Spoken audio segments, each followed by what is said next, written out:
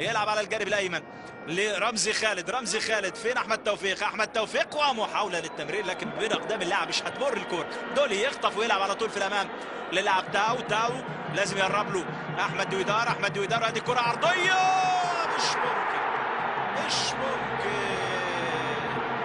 النيران الصديقه وعلي جبر يسجل في مرمى نادي الزمالك الهدف الاول لفريق صن داونز.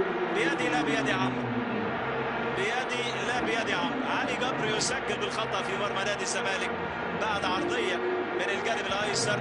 عرضيه مرت من احمد توفيق وادي بيدي لا بيد عمرو. يسجل علي جبر في مرمى نادي الزمالك ويتقدم فريق صن داونز الان في الدقيقه الخامسه والثلاثين من عمر الشوط الثاني. ده اللاعب البديل تاو.